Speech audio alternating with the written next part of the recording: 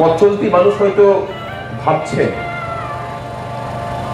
যে এখানে আমার আর কোন সার্কাস বিগত দুদিন ধরে দেখানো হচ্ছে। অনেকে ভাবছেন যে কাজ নেই, সরকারি অফিসে চাকরি করে, দুদিন ধরে এখানে সময় কাটিয়ে গেল। অনেক সরকারি কর্মচারীও হয়তো ভাবছেন যে এই কটা লোক নিয়ে কি আর দাবি আদায় হবে। আমার আরেক শ্রেণীর কর্মচারী যারা আদতে বিরোধীদের জ্যাকেট পরে থাকেন, কিন্তু তলায় তলায় চান যে এই সরকারটাই থাকুক তার সমস্ত বঞ্চনার ঝুলিটাকে কাঁধে নিয়ে, তারা ভাবছেন যে আমরা নেই, এদের আর ক্ষমতাও নেই। আন্দোলন একটা আলোক বর্তিকার মতো, তার জন্ম হয় কোথা থেকে? অন্ধকার থেকে। অন্ধকারটা সৃষ্টি করেন কারা? রাজা রামালো রাজন্য বর্গরা। আর গণতান্ত্রিক রাষ্ট্র ব্যবস্থায় গণতান্ত্রিক ভাবে নিযুক্ত সরকার, তার বিবিধ কারণ থাকে, কিন্তু পশ্চিমবঙ্গের যে অন্ধকার, সেই অন্ধকারের এক এবং একমাত্র কারণ এই রাজ্যের এক এবং একমাত্র অনুপ্রেরণাদাত্রী। এর বাইরে আমি অন্য কাউকে দোষী করতে পারবেন না। আমরা যতই পার্থ চ্যাটার্জিকে গালে গালে নামে স্লোগান দিই, জ্যোতিপ্রিয় মল্লিকের নামে স্লোগান দিই, বা অন্যান্য নেতৃত্ব বর্গের নামে স্লোগান দিই না কেন, তাদের অপরাধ যদি 25 হয়ে থাকে, তাহলে 75 অপরাধী হচ্ছেন ওই জায়গাটাই। একটা শরীরের মাথায় যখন ক্যান্সার হয়, সেই শরীরটা কিন্তু সার্ভাইভ করতে পারে না। শরীরের অন্যান্য অঙ্গ প্রত্যঙ্গে ক্যান্সার হলে সেই জায়গাটাকে কেটে কুটে বাদ দিয়ে অন্তত শরীরটাকে রক্ষা করা যায়। যে পুলিশ বন্ধুরা এখানে বসে আছেন, তাদের কাছে অনেক বেশি ইনফরমেশন থাকে নবান্নে কি হচ্ছে না হচ্ছে। তারপরেও তারাও যখন নীরব থাকেন, আমি কি বলছি যে বন্দুকটা তার দিকে তাক করতে হবে না? একদমই বলছি না। ব্যবস্থাতে থেকেও ব্যবস্থার মধ্যে থেকে প্রতিবাদ করা যায় বন্ধু, যদি সদিচ্ছা থাকে। আর যদি সদিচ্ছাটাকেও আমি আমার আন্ডারগ্রাউন্ড গাউনের মতো করে নিই, যেটা বাইরে দেখানো নিষিদ্ধ, তাহলে প্রতিবাদটাও তখন অজুহাতের আড়ালে ঢাকা পড়ে যায়, যেটা অনেকটা এই রাজ্যের মানুষের চরিত্রের সাথেও হয়তো বা হয়ে গেছে। এই পশ্চিমবঙ্গতে এরকম ছিল না। স্বাধীনতার সময়ে গোটা ভারতবর্ষ জুড়ে যত প্রতিবাদের আগুন জ্বলেছে, তার প্রত্যক্ষ বা পরোক্ষভাবে এই বাঙালি জাতি কিন্তু নেতৃত্ব দিয়েছেন। সেটা পাঞ্জাবের বিদ্রোহ হোক, ইউপি থেকে বিপ্লবীদেরকে খুঁজে খুঁজে বের করে নিয়ে আসা হোক, যদি তাদের যদি রূপটাকে দেখেন যে কার অনুপ্রেরণায় ওই উত্তরপ্রদেশের প্রত্যন্ত একটা গ্রামের ছেলে স্বাধীনতা আন্দোলনে নিজেকে সঁপে দিল, দেখতে পাবেন যে একজন বাঙালি নাম, যে নিজের ঘর বাড়ি ছেড়ে গোটা বিহারে, গোটা ইউপিতে ঘুরে বেরিয়েছেন স্বাধীনতা সংগ্রামে ঝাঁপিয়ে পড়ার জন্য, এই দেশের যুবক সমাজকে অনুপ্রাণিত করার জন্য। আর এখনকার আমাদের বাঙালি বিপ্লবীদেরকেও দেখি, যারা বিভিন্ন রকম তত্ত্বের আড়ালে সমস্ত রকম ভাবে প্রচেষ্টা করেন যাতে করে এই অন্ধকারের পরাধীনতাটাই বজায় থাকে। ইনি চলে গেলে নাকি যা আসবে সেটা নাকি সর্বনাশ হয়ে যাবে। মানুষ যারা অতীত নিয়ে ভাবেন, তাদের চরিত্রটা সাধারণত লোভীদের চরিত্র হয়। যেসব মানুষ ভবিষ্যতের কথা বলেন, তারা সাধারণত অহংকারী হয়ে থাকেন। আর যে জাতি বা যে মানুষ বর্তমানের সময়ে যাপন করেন, তারা হচ্ছেন প্রকৃত মানুষের জীবনটাকে যাপন করেন। এই বাঙালিকে ঠিক করতে হবে যে আমরা লোভী নাকি অহংকারী হয়ে বাঁচবো, নাকি যোগীর মানুষের মতো। যোগী বলতে পারে, অন্য কোনো যোগীকে মেলাবেন না, যোগী বলতে যোগের কথা বলছি। যার জীবনে ত্যাগ আছে, তার মতো করে বীরের জীবন যাপন করবেন, যেটা আমাদের ইতিহাস। এই ইতিহাসটাই তো আমাদের সম্পদ।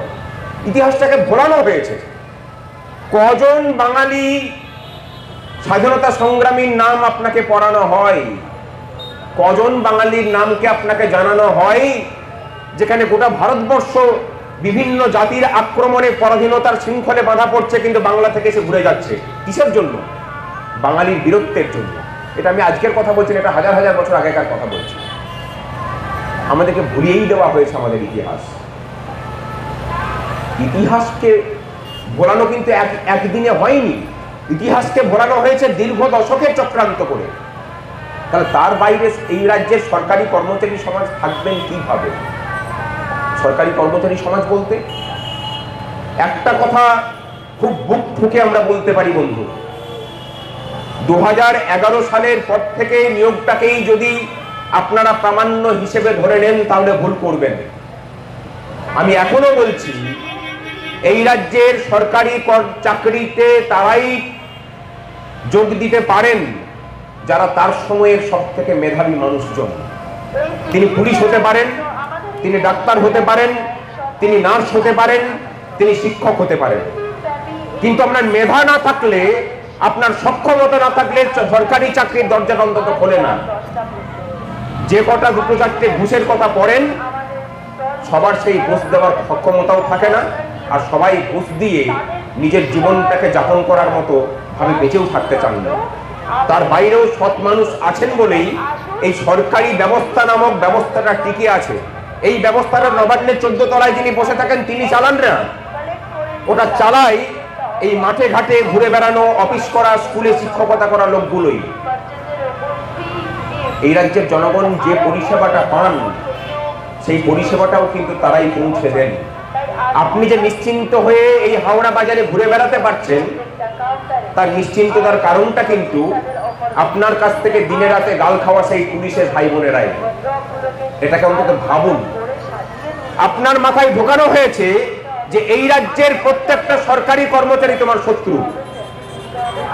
একবার ভাববেন না যে যে পুলিশটা আপনাকে দিন রাতে নিরাপত্তা দিচ্ছে সে আপনার শত্রু কি কেউ হতে পারে? আপনার ভাগের টাকাটা সে খাচ্ছে? কোনোদিন হয়? একটা সরকারি যখন বাজেট অ্যালটমেন্ট হয় তখন তার প্রত্যেকটা খাতের জন্য পৃথক পৃথক ভাগ হয়, কে কতটা ভাগ পাবে। সেই ভাগটা কি সম্পূর্ণটাই আপনার ট্যাক্সের টাকা থেকে আসে? না, আসে না। অন্যান্য জায়গা থেকেও সেখান থেকে আমদানি করতে হয়। তিনি কাজ করছেন, উপযুক্ত কাজ করছেন, উপযুক্ত কাজের জন্য উপযুক্ত পারিশ্রমিক আমরা শুধুমাত্র সরকারি কর্মচারীদের জন্য দাবি করছি না, আমরা দাবি করছি সেই মানুষটার জন্য যে মিষ্টির দোকানে কাজ করছে, যে একটা কসমেটিক্সের দোকানে সেলসম্যানের কাজ করছে। আমরা প্রত্যেকটা মানুষের পরিশ্রমের উপযুক্ত পারিশ্রমিক দাবি করছি।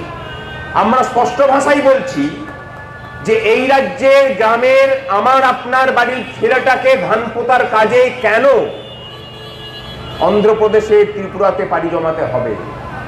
আমাদের রাজ্যে কি ধান পোতার শ্রমিকেরও আকাল পড়ল? এই যে ক্রাইসিসটা সৃষ্টি হয়েছে এর মূলে কারা?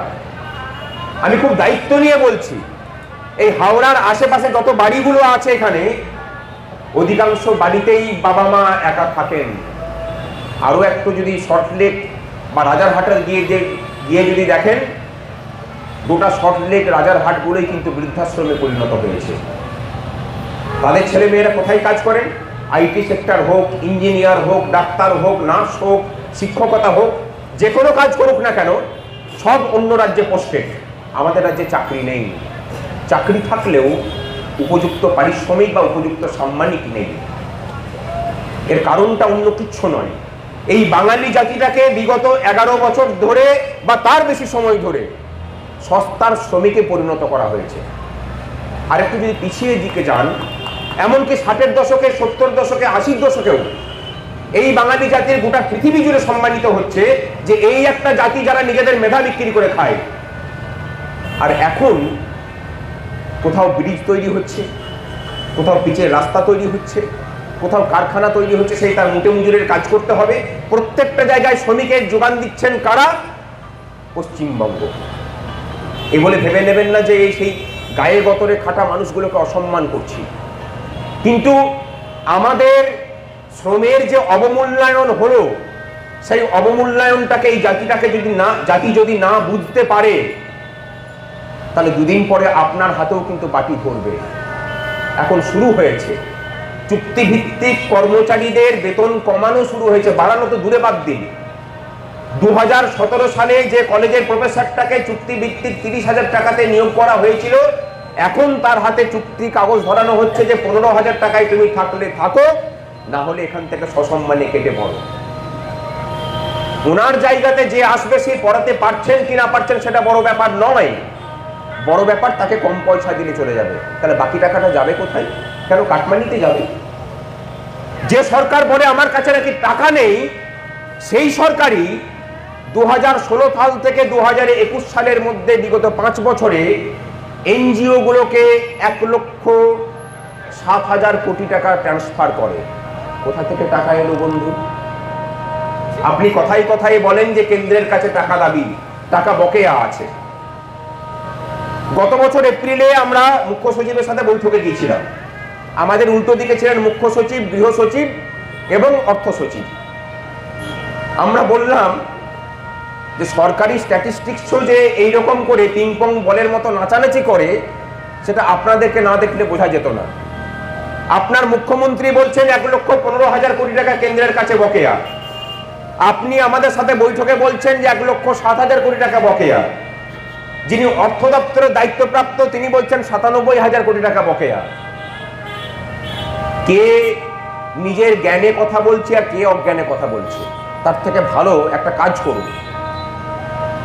আমাদের সংগ্রামী যৌথ মঞ্চের ক্ষমতা আছে কোন রাজপুত্রের মাথায় হাত ছাড়াও দিল্লিতে গিয়ে 650 লোককে নিয়ে ধর্ণা দিয়ে আসা।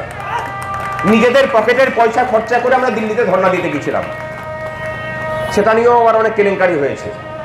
কেলেঙ্কারি কিরকম? ধরুন আপনি আজমের শরীফে গেছেন, আজমের শরীফে গিয়ে কোনো হিন্দুর ছেলে যদি মুসলিম মালিকানাধীন কোনো হোটেলে থেকে যান, তিনি যে মুসলিম হয়ে যাবেন সেটা আমাদের আগে জানা ছিল না। বা কোনো মুসলিম ধর্মাবলম্বী মানুষ কোথাও গিয়ে যদি হিন্দুর মালিকানাধীন কোনো হোটেলে রাত্রিবাস করেন, তাহলে তিনি যে হিন্দু হয়ে যাবেন সে ধারণা আমাদের ছিল না। আমাদের ওটা হয়েছে দিল্লির পরে। দিল্লিতে ধর্ণা দিতে গেলে যন্তর মন্ত্রে সভা করলে পরে একটাই জায়গা, 2-3টে জায়গা আছে, কালীবাড়ি, বিড়লা মন্দির আর ওই হিন্দু মহাসভার সভাঘর, মানে অতিথি গৃহ। হিন্দু মহাসভার সভাঘরটা অনেক বড়। আমরা ঘুরে আসার পরে আমাদেরকে নাকি বলা হলো যে হিন্দু মহাসভার সভাঘরে যেহেতু আমরা থেকেছি, আমরা নাকি আরএসএস হয়ে গেছি। কোনো অসুবিধা নেই, যারা বেদাগ থাকে তাদের গায়ে দাগ দিয়ে আর কি করবে? আপনি যদি তুলি নিয়ে সূর্যের গায়ে আঁচড় কাটেন, কটা দাগ আর সূর্যের গায়ে পর্যন্ত গিয়ে পৌঁছায়। যারা মিথ্যার তুলি দিয়ে বিভিন্ন রকম বিভ্রান্তিকর ছবি সমাজ জীবনে এঁকে বেড়ান, এটা তাদের কাজ, তারা এটা করবেন। বন্ধু বলছি যে কিছুক্ষণ আগেই আমাদের মঞ্চ থেকে বিভিন্ন জন ঘুরে গেছেন, আগামীকালও হয়তো আসবেন। আমাদের জাত চলে যায়নি, আমাদের জাত কোনোদিন চলেও যায় না, কারণ আমরা বিশ্বাস করি যে এই রাজ্যের কর্মচারী শিক্ষকদের যেমন কোনো জাত, যেমন কোনো শ্রেণীভেদ হয় না, যেমন কোনো রাজনীতির বিভাজন হয় না, এই রাজ্যের মানুষেরও কিন্তু সময় হয়েছে দলীয় রাজনীতির পরিচয়ে বেরিয়ে নিজের অধিকারের দাবিতে সরব হওয়ার। নিজের অধিকারের দাবিতে সরব হলে পরে কি হয় সেটা কিছুদিন আগে আরজি করের আন্দোলনে আপনারা বুঝতে পেরেছেন। পশ্চিমবঙ্গের ক্ষেত্রে বিশেষ করে দলীয় রাজনীতির সীমাবদ্ধতা বারবার করে কিন্তু প্রকট হয়ে উঠছে। আমি বলবো যে যারা দলীয় রাজনীতি করেন এই বিষয়টা তাদেরকেও ভাবতে হবে। আমরা যখন বলি যে আন্দোলন দীর্ঘজীবী হোক, তখন জ্ঞাতে অজ্ঞাতে কিন্তু আমি মেনেই নিচ্ছি আমার দাবিটা যেন না মেটে। সেই জন্য স্বাধীনতার পর থেকে পশ্চিমবঙ্গে আমরা স্লোগান শুনে এসেছি, সবার হাতে কাজ চাই, সবার পেটে ভাত চাই। অন্যান্য রাজ্য প্রায় সবার হাতে কাজ, সবার পেটে ভাতের যোগান দিতে পারলেও আমরা যত দিন যাচ্ছে তত পিছিয়ে যাচ্ছে। আন্দোলনের আবার দীর্ঘজীবিতা কামনা করব কেন? আন্দোলনের দীর্ঘজীবিতা কামনা করা মানে তো আমি সমস্যার সমাধান চাইছি না। এত নেগেটিভিটি গ্রাস করে আছে আমাদের রাজনীতির ব্যবস্থাকে যে এখান থেকে মানুষকে বেরোতে হবে। বেরোতে গেলেও এটাও কিন্তু এক ধরনের রাজনীতি, কিন্তু দলীয় রাজনীতির বাইরে বেরিয়ে রাজনীতিটা প্রয়োজন। আমরা এটা করতে পারছি না বলেই পশ্চিমবঙ্গের কর্মচারীদের 900 কতখানা সংগঠন আছে, আমরা এক হতে পারি না, যেটা অন্য রাজ্যে নেই। অন্য রাজ্যে নেই বলেই সরকারের হিম্মত হয় না সরকারের কর্মচারীদের সাথে গিয়ে লড়াই করা। সরকারি কর্মচারীদের সাথে লড়াই করতে গিয়ে আজ পর্যন্ত কোনো সরকার টিকে থাকতে পারেনি। যে যোগী আদিত্যনাথকে আমরা লৌহ মানব হিসেবে দেখি, আজ থেকে বছর খানেক আগে সেই রাজ্যের কর্মচারীরা ধর্মঘটের হুমকি দিয়েছিলেন। আদিত্যনাথকে পর্যন্ত সেই ধর্মঘটি হুমকি দেওয়া কর্মচারীদের সাথে বসে তাদের দাবি দাবা মেটাতে হয়েছে। কারণ জানেন যে ধর্মঘট হলে পরে 18 লক্ষ কর্মচারী ধর্মঘটে চলে যাবে, একজনও বাকি থাকবেন না। আর আমাদের এখানে আপনি সরকারের বিরুদ্ধে লড়াই করবেন, আপনাকে টেনে ধরবে অন্যজন। এই যে আরজি করের আন্দোলনে দেখুন, লড়াই হচ্ছে সরকারের বিরুদ্ধে। অন্তত সাধারণ মানুষ যারা রাত্রি দখলের জন্য নেমেছিলেন বা অন্যান্য দাবিতে জাস্টিস ফর আরজি কর নিয়ে নেমেছিলেন, তাদের মূল ডাকটা কিন্তু এই সরকারের উপরে ছিল। কারণ 2011 সালের পর থেকে একটা এরকম ক্ষেত্র ঘটেনি যেখানে ধর্ষকরা, চিটিংবাজরা, তোলাবাজরা এই সরকারের সহায়তা না পেয়েছে। প্রত্যেকটি ধর্ষণের ক্ষেত্রে এই সরকারের মুখ্যমন্ত্রী তার নিজের আঁচলটা বিছিয়ে সেই ধর্ষকদিকে আড়াল করার কাজটা করেছেন। আরজি করেও তার ব্যতিক্রম হয়নি। আমাদেরকে অনেকে জিজ্ঞাসা করেছেন যে আপনারা মুখ্যমন্ত্রীকে কেন টার্গেট করছেন। আমরা বলছি যে আরজি করের ঘটনাতেও মূল ষড়যন্ত্রী ওই মানুষটি। ঘটনা ঘটে যাওয়ার পর থেকে যেভাবে ওনার কাছে সারা রাত জুড়ে ফোন গেছে, যেভাবে উনি দাঁড়িয়ে থেকে ওই নির্যাতিতার দেহটিকে দাহ করার কাজ করেছেন, উনি দায় এড়াতে পারেন না। সমস্ত প্রমাণ লোপাট করে দেওয়ার পরে সিবিআই এর হাতে তুলে দেওয়া হয়েছে। 4 দিন সময় নিয়েছিলেন। রাজ্য পুলিশের তার অনুগত ভাড়াটে আইপিএস অফিসারদের বলেছিলেন, বাবা একটু তোমার ভাইদিকে আড়াল করার জন্য যা করার সেটা করে দাও। তার অনুগত আইপিএসটা করে দিয়েছেন। আর বলি হয়েছেন কারা? টালি থানার ওসি। তাই নন আইপিএস ক্যাডারের যারা আমাদের পুলিশ বন্ধুরা আছেন, তাদেরকে একটা কথা বলে যায় যে উপরতলার কোনো মৌখিক আশ্বাসে, কোনো মৌখিক নির্দেশে কোনো কাজ করবেন না। প্রতিবাদ করুন, আপনাদের পাশে সংগ্রামী যৌথ মঞ্চ থাকবে। আপনারা বলছেন যে সংগ্রামী যৌথ মঞ্চ আবার আমাদের পাশে কিভাবে থাকবে, একটা গল্প বলি শুনুন। আমাদের নেতৃত্ব সুবীর সাহা, তাকে বদলি করা হয়েছিল, সরকারি কর্মচারী। আমরা দপ্তরে দরবার করলাম, ডাইরেক্টরের উপর প্রচন্ড চাপ পড়লো।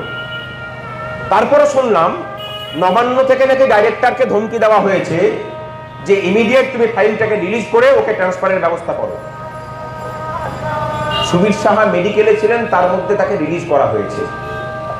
তাকে পাঠানো হয়েছে হুগলির ধনিয়াখালী থেকে সুদূর দার্জিলিং জেলায় সান্দাকপুর নিচে সুখিয়া প্রকৃতি। আমরা স্যাটে গিয়ে মামলা করলাম। স্যাটের বিচারপতি এত ভয় পেলেন যে যেদিন সুবীর সাহার মামলা শুনানি হবে তার আগের দিন বিজ্ঞপ্তি জারি করে জানিয়ে দিলেন আগামী 2 তারিখ পর্যন্ত 15 দিনের জন্য, 18 দিনের জন্য স্যাটে কোনো মামলার শুনানি হবে না, এবং এই যে মামলাগুলো সেগুলো অনির্দিষ্ট কালের জন্য পিছিয়ে যাবে। সেই নির্দেশিকাকে চ্যালেঞ্জ করে আমরা হাইকোর্টে মুভ করলাম। হাইকোর্টে তড়িঘড়ি মামলা ফাইল হলো, শুনানি হলো। সুবীর সাহার মামলার উপরে স্টে পড়ে গেছে এবং স্যাটকে নির্দেশ দেওয়া হয়েছে 3 সপ্তাহের মধ্যে এই মামলার শুনানি করে তোমাকে রিপোর্ট দিতে হবে, এবং আমাদেরকে বলা হয়েছে মামলার যদি সঠিক বিচার না পান হাইকোর্টে আবার আসবেন। এটা এই প্রথম ঘটনাটা ঘটলাম আমরা, এবং কথা দিচ্ছি যে কোনো সরকারি কর্মচারী পুলিশের সাথে এই ঘটনা ঘটালে পরে আমরা আছি। অন্যায় করলে পরে স্যাটে মামলা ঠুকুন, দায়িত্ব আমরা নেব কিভাবে মামলাটাকে লড়তে হয়। কিন্তু এই উপরতলার আইপিএস অফিসারদের নির্দেশে কাজ করবেন, তাহলে টালা থানার ওসি হবেন। যে আইপিএস অফিসার নির্দেশ দিয়েছিলেন তিনি কিন্তু উঁচুতলায় পোস্টিং নিয়ে কেটে পড়েছেন।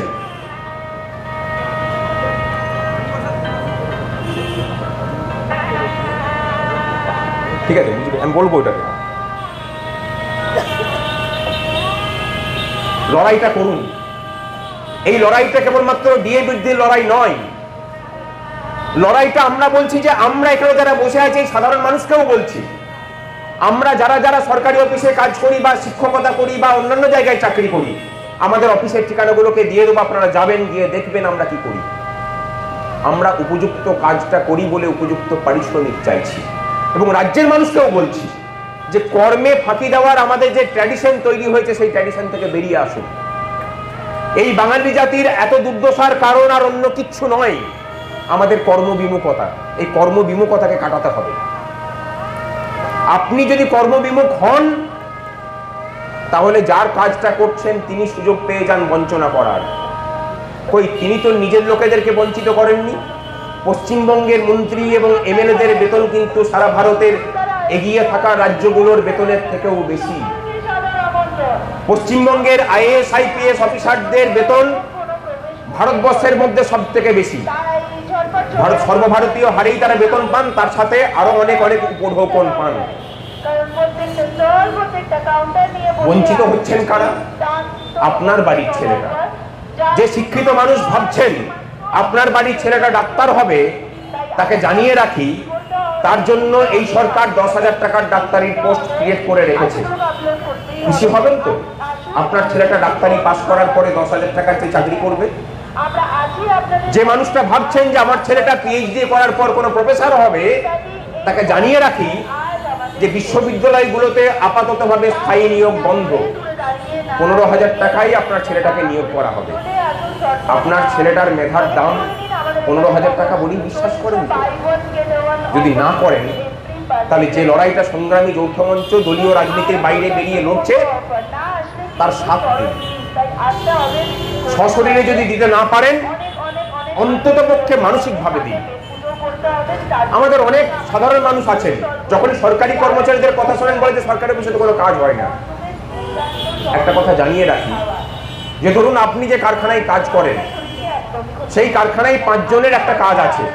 সেই কাজটা যদি ম্যানেজমেন্ট আপনাকে একা করতে বলে, আপনার পক্ষে সম্ভব কিনা?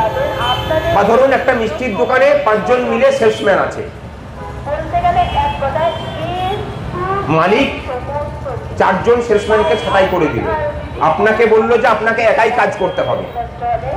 আপনি খরিদ্দারদেরকে সেই একই রকম পরিষেবা দিতে পারবেন তো? যে উদাহরণ দুটো দিলাম,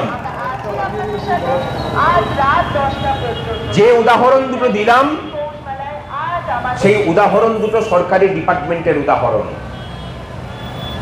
অধিকাংশ স্কুলগুলোতে শিক্ষক নেই, অধিকাংশ সরকারি ডিপার্টমেন্টে স্থায়ী কর্মচারী নেই।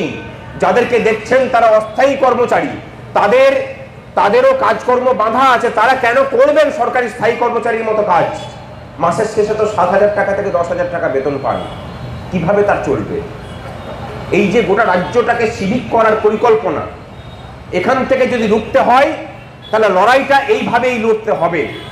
বিগত 2 বছর ধরে সব থেকে বেশি আক্রমণের মুখে যারা পড়েছে তারা সংগ্রামী যৌথ মঞ্চ। এই করতে গিয়ে আমাদের 2জন আরজি করের আন্দোলন হলো, অনেক রাত দখল দিন দখলের লড়াই দেখলেন, কারোর গায়ে আঁচড়টিও লাগেনি। আঁচড় লেগেছে সংগ্রামী যৌথ মঞ্চের গায়ে। কারণ আমরা প্রশ্ন তুলেছিলাম যে মুখ্যমন্ত্রীকে কেন, স্বাস্থ্যমন্ত্রীকে কেন কাস্টডিতে নিয়ে জিজ্ঞাসাবাদ করা হবে না? এই দাবি কিন্তু কেউ তোলেনি। একমাত্র আমরা বলেছিলাম যে স্বাস্থ্যমন্ত্রীকে পদত্যাগ করতে হবে এবং তাকে কাস্টডিতে নেওয়া হোক, তাকে জিজ্ঞাসাবাদ করা হোক, আসল কালপিরিট বেরিয়ে আসবে। যখনই আমরা এই দাবি করেছি আমাদের উপর আক্রমণ নেমে এসেছে। আমাদের এক সাথীকে সাসপেন্ড করা হয়েছে, শুভঙ্কর ওখানে বসে আছে। আমরা সেই লড়াইটা লড়ছি। কিরকম ভাবে লড়ছি? স্যাটে মামলা করেছিলাম, যে স্যাটে স্টেট অ্যাডমিনিস্ট্রেটিভ ট্রাইব্যুনালে 2 জন করে বিচারপতি থাকার কথা, 6 জন না, এক একটা বেঞ্চে 2 জন করে থাকবে, আছেন হচ্ছে 1 জন। যাকে রেখেছেন তিনি প্রত্যেকটা কেসের ক্ষেত্রে জিজ্ঞাসা করেন নবান্নে এই মামলাটার কি রায় দেব। তিনি একজন প্রাক্তন আইএএস অফিসার এবং বিশেষভাবে অনুপ্রাণিত ব্যক্তি।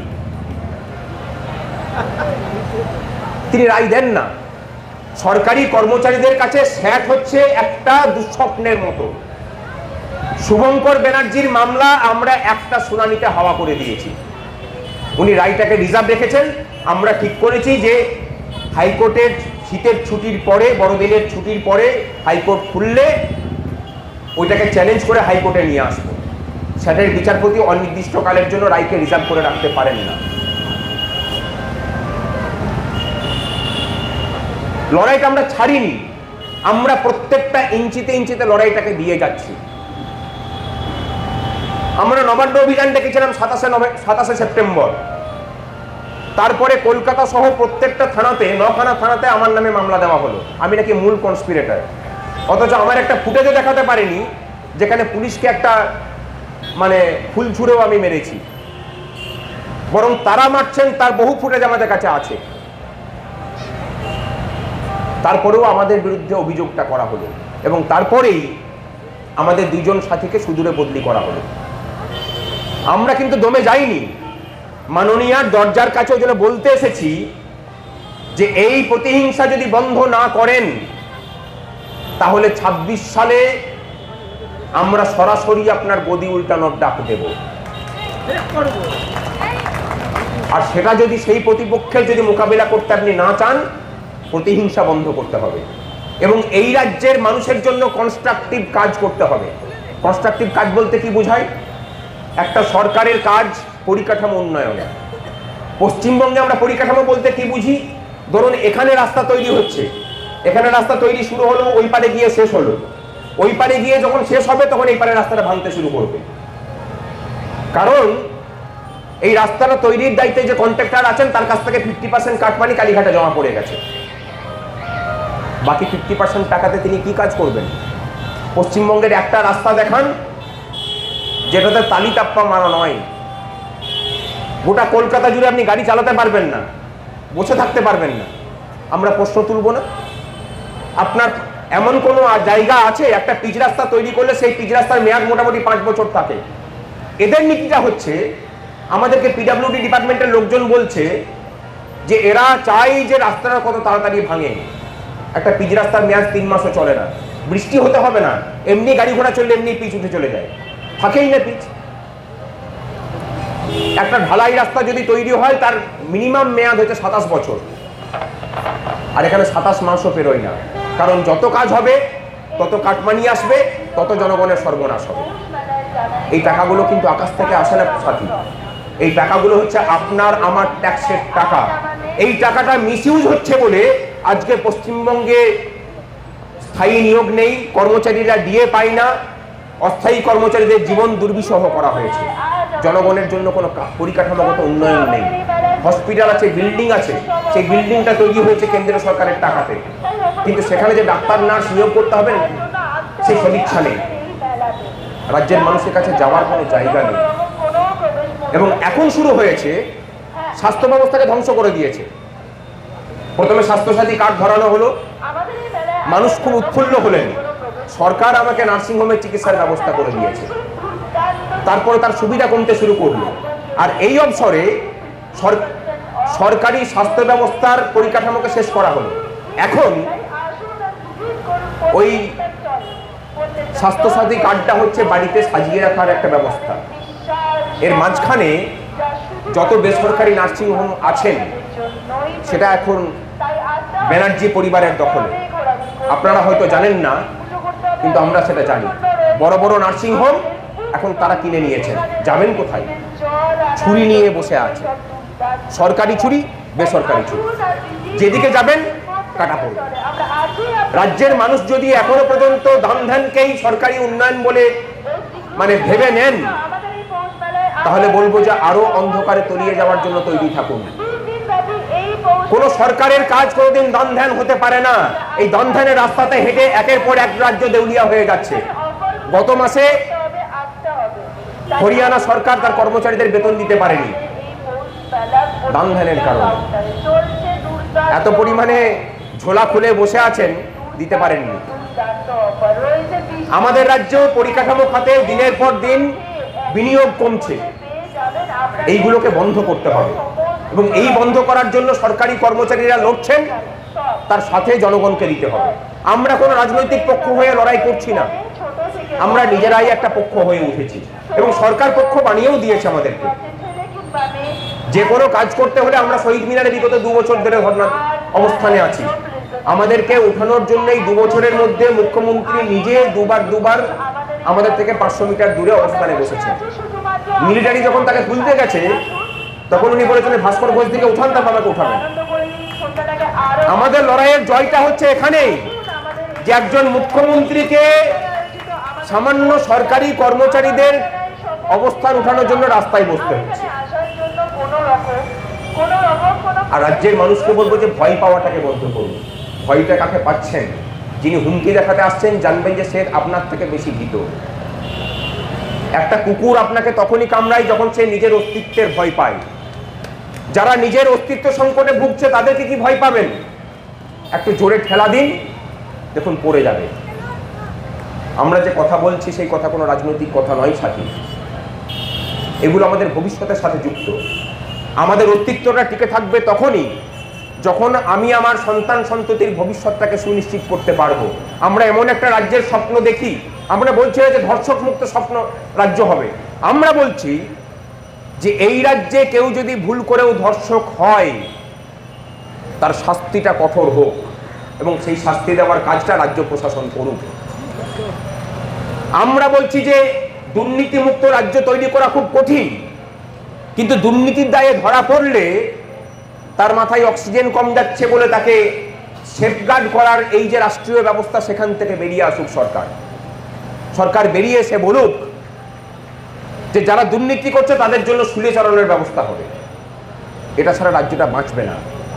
পশ্চিমবঙ্গের সমস্যা জাতপাতের সমস্যা নয়, পশ্চিমবঙ্গের সমস্যা অন্য কোনো সমস্যা নয়। পশ্চিমবঙ্গের সমস্ত সমস্যার মূল কারণ এই রাজ্যের প্রাতিষ্ঠানিক দুর্নীতি। যে দুর্নীতির ফলে প্রত্যেকটা গ্রামে গ্রামে এখন কোটিপতি তৈরি হয়েছে, প্রত্যেকটা ওয়ার্ডে একাধিক কোটিপতি তৈরি হয়েছে। তারা পয়সাগুলো পাচ্ছেন কোথায়? আপনার আমার পয়সাটাকে শোষণ করে নিয়ে তারা এই জায়গাতে গিয়ে পৌঁছেছেন। চিটফান্ড কেলেঙ্কারি মনে আছে? কোটি কোটি মানুষের চিটফান্ডের পয়সাটা কয়েকটা পরিবারের হাতে গিয়ে জমা হলো এবং সেই টাকা এখন সাউথ আফ্রিকার ডায়মন্ড খনিতে খাটছে। তারা অনেক এখন খেপা হয়েছেন, অনেক এখন সাধু পুরুষ হয়ে নামাবলি জপ করছেন। আর আমরা জনগণ প্রতিদিন সেই বেদনাকে বুকে নিয়ে ঘুমাতে যাই আর প্রতিদিন স্বপ্ন দেখি কালকে আবার বোধহয় কোনো নতুন ভাতা তো আসবে। একটা জাতি যদি কর্মবিমুখ হয় তাহলে তাকে ভাতা নিয়েই সন্তুষ্ট থাকার মতো মানসিকতা তৈরি করতে হবে। আর যদি চান যে এই বাঙালি জাতি তার আত্মপরিচয়ে বাঁচবে, তাহলে এই সরকারটাকে স্পষ্টভাবে বলুন যে তোমার যা কাজ পরিকাঠামো তৈরি করা, সেই পরিকাঠামো তুমি তৈরি করো। আমরা আমাদের নিজেদের শ্রম দিয়ে আমাদের নিজেদের জীবন যাপন করব, তোমার সহায়তার প্রয়োজন নেই। আমরা কোনো ভান্ডারের বিরোধিতা করছি না, কিন্তু ভান্ডারটা তখনই দেওয়া যায় যখন আমার কাছে উদ্বৃত্ত থাকে। পরিকাঠামো ক্ষেত্রে খরচা করার টাকা যে সরকারের থাকে না, তারা যখন ভান্ডারে বিলিয়ে বেড়ান তখন বুঝতে হবে যে তিনি ধ্বংসের খেলায় নেমেছেন। এই ধ্বংসের খেলাটাকে বন্ধ করতে হবে। এটা বন্ধ করতে না পারলে পশ্চিমবঙ্গের বাঙালি জাতির যে অস্তিত্ব, সেই অস্তিত্বটাই শেষ হবে। আমাদেরকে ঠিক করতে হবে যে আমরা কি চাই। আমাদের অস্তিত্বকে ভুলবো নাকি পাল্টা লড়াই দিয়ে এই রাজ্যটাকে আবার আমরা সোনার বাংলায় পরিণত করব।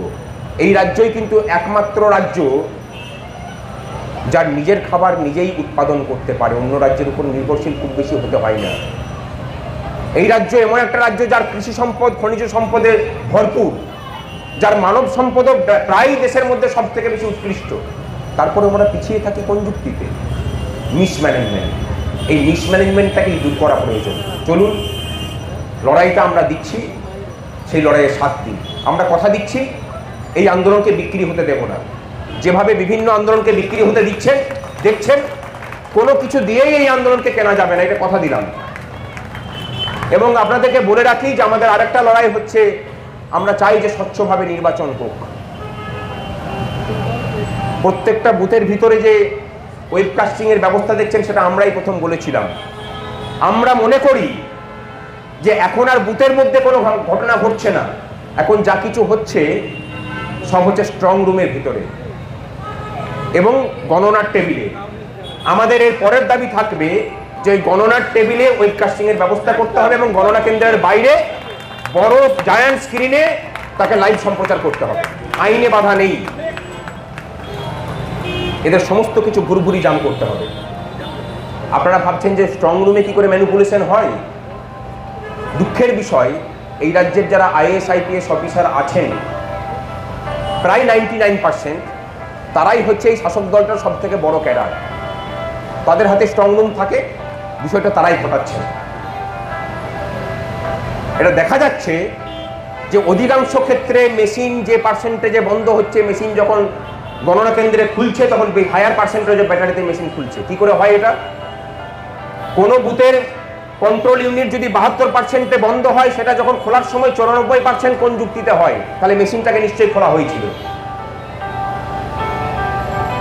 এটাকে আটকাতে হবে এবং এই আটকানোটা শুধু কোনো রাজনীতি পরিপ্রেক্ষিতে নয়, এটা যেন চিরকালীনভাবে আটকায়। পশ্চিমবঙ্গে আমরা এটা করতে পারি না বলেই কোনো সরকারই কাজের নিরিখে ভোট চাইতে আসে না। আপনার কাছে ভোট চাইতে আসবে আমি কি দান ধ্যান করেছি সেই নিরিখে। এটাকে বন্ধ করতে হবে। চলুন সকলে সম্মিলিত প্রচেষ্টা করি, এই রাজ্যটাকে বাঁচানোর লড়াই লড়ছি আমরা। আর কর্মচারীদের ডিএ বাড়লে সেই টাকাটা কিন্তু ঘুরিয়ে মার্কেটের মধ্যেই আসে। কর্মচারীরা উপযুক্ত পারিশ্রমিক পেলে এই রাজ্যের প্রত্যেকটা মানুষের শ্রমের যথোপযুক্ত মূল্যের হকটাকেও কিন্তু প্রতিষ্ঠিত করা যায়। আর সেটা হয় না বলেই আমাদেরকে বঞ্চিত হতে হচ্ছে। এই দুর্নীতি এমন ভাবে যে গেছে, কাউকে শান্তিতে থাকতে দিচ্ছে না। খুব সম্প্রতি এসএসসি চাকরি প্রার্থীরা যারা চাকরি করছেন, তাদের চাকরির বয়স কারো 6 বছর 7 বছর হয়ে গেছে। আমরা প্রথম দিন থেকে একটা কথা বলে আসছি যে ওই ব্যাচের সবাই যেমন স্বচ্ছ নয়, সবাই অস্বচ্ছ নয়। সবাই কিন্তু টাকা দিয়ে চাকরি কেনেনি। আমরা প্রথম দিন এক কথা বলেছিলাম এবং আজকেও সেই কথাই বলছি। সরকার যাদেরকে ঘুষ দিয়ে চাকরি বিক্রি করেছে তাদের নামের তালিকা সুপ্রিম কোর্টে জমা দিক, যাতে করে সুপ্রিম কোর্টের পক্ষে সুবিধা হয় যোগ্য এবং অযোগ্যকে আলাদা করার। এটা যদি না হয় তাহলে এই রাজ্যের চোর আর সৎ মানুষের কোনো তফাৎ থাকবে না। এটা আমাদেরকে আটকাতে হবে। আপনারাও নিজের নিজের জায়গাতে দাঁড়িয়ে সোশ্যাল মিডিয়াতে আপনার কোনো লোকজন থাকুক বা না থাকুক, প্রতিবাদটা অন্তত করুন। নাহলে ভবিষ্যতে আপনার ছেলেটার বা মেয়েটার সাথেও কিন্তু একই ঘটনাই ঘটবে। পিএসসি পরীক্ষা, সেই পিএসসি পরীক্ষার কোশ্চেন আগে আউট হয়ে যাচ্ছে। কেন করা হচ্ছে? তার কারণ ওটাকে নিয়ে কেস হোক, আমাকে নিয়োগ দিতে হবে না। সবকিছু একটা বৃহত্তর চক্রান্তের অংশ এবং সেই চক্রান্তগুলো অন্য কোথাও না, এই 14 তলা থেকে সমস্ত কিছু লেখা হয়। এটাকে বন্ধ করতে হবে। রাজ্যে যদি অসৎ মানুষরা চালিকা শক্তিতে থাকেন, সিস্টেম বাকি মানুষদেরকেও অসৎ তৈরি করেন। এই জায়গাটাকে রক্ষা করতে না পারলে এই জাতিটা পশ্চিমবঙ্গের বাইরে বেরোলে ও আপ বাঙ্গাল সায়ে হোক, वहाँ पे तो सब चोरी ही होता है, तो चोर रहता है, এই কথাটাই কিন্তু উচ্চারিত হবে। এটা যদি শুনতে না চাই, চলুন লড়াইটা দিই। এবং আমরা আশা করি আগামী 7 তারিখে সুপ্রিম কোর্টের পক্ষ থেকে এই রাজ্যের মুখ্যমন্ত্রীর 2 গালে সপাটে 2 চর বসাবে। উনি ভোটের আগে বলেছিলেন না, কোনো বিচারপতি ম্যানেজ করেই বলেছিলেন বোধহয়, যে একজনেরও চাকরি যাবে না আমি থাকতে। এখন আর বলতে পারছেন না, সেই খুঁটি উড়ে চলে গেছে। এখন আর গিয়ে ওই অভিষেক মনু সিংভির আর বিশেষ সুবিধা করতে পারছেন না। এবং এটা লিখিত নিশ্চিত থাকতে পারেন যে এই এসএসসি পরীক্ষাতে সেগ্রিগেশন হবেই, যোগ্য এবং অযোগ্য বাছাই হবেই। যোগ্যরা তাদের সামাজিক এবং তাদের বৃত্তিগত সম্মান ফিরে পাবে, আর অযোগ্যরা তাদের যথোপযুক্ত স্থান যেখানে সেখানেই নিক্ষেপিত হবে। আমাদের লড়াইটা দীর্ঘজীবী হোক বলবো না, আমরা চাই পশ্চিমবঙ্গ থেকে এই অন্ধকার দূর হোক এবং সেটা যত দ্রুত সম্ভব। এখানে কেউ দায়িত্ব এড়িয়ে যেতে পারে না, কেন্দ্র সরকারও তার দায়িত্ব এড়িয়ে যেতে পারে না। অন্য রাজ্যের মুখ্যমন্ত্রী যদি দুর্নীতির দায়ে গ্রেপ্তার হতে পারেন, কোন জায়গা থেকে এই রাজ্যের বিভিন্ন যুবপুত্র রাজপুত্রদেরকে ছেড়ে রাখা হয়? পশ্চিমবঙ্গের মানুষকে এতটা বোকা ফেলেন না। যা করার মানুষ দিশেহারা, কি করবে একটা পক্ষ বেছে নিতে হবে। চলুন সমস্ত রাজনৈতিক প্রতিপক্ষ বাদ দিয়ে আমরা নিজের একটা পক্ষ হয়ে উঠি। আমাদেরকে ভোটে দাঁড়াতে হবে সে কথা বলছি না, কিন্তু পশ্চিমবঙ্গের জনগণের এমন একটা ঐক্যের শক্তি তৈরি হোক যেখানে গিয়ে এই সরকারের মতো দুর্নীতি করার সাহস যেন কেউ দেখাতে না পারে। কোথাও একটা দুর্নীতি হলে তার বিরুদ্ধে এই রাজ্যের মানুষ সামূহিকভাবে প্রতিবাদে নামে। এটা হলে পরেই পশ্চিমবঙ্গ আবার তার সোজা পথেই ফিরবে। এই কয়েকটি কথা বলে সকলকে ধন্যবাদ জানিয়ে আমি আমার কিছু নিজের অভিজ্ঞতার কথা শেষ করলাম। আমরা লড়াইটা ছাড়িনি। যারা ভাবছেন যে এরা শুধুমাত্র ডিএর জন্য লড়াই করে, আমরা বলছি না ডিএর জন্য লড়াই করি না। আপনার ছেলে মেয়েটা যাতে সঠিকভাবে স্কুলে শিক্ষা পায়, একজন সাধারণ মানুষ যাতে ঠিকমতো চিকিৎসা পরিষেবা পান, সরকারি দপ্তরে যাতে সঠিকভাবে পরিষেবা পান, তার সমস্ত লড়াইটা আমরা কিন্তু লড়ছি। এবং সর্বোপরি এই রাজ্যের প্রাতিষ্ঠানিক দুর্নীতির বিরুদ্ধেও আমরা লড়াই করছি। আমাদের আন্দোলন শুরু হওয়ার পরে সরকারের বহু দুর্নীতির মুখোশ আমরা নিজেরা দায়িত্ব নিয়ে খুলেছি, ভবিষ্যতেও খুলব। আমাদের পাশে থাকুন, আমরা হতাশ করবো না, এটুকু কথা দিতে পারি।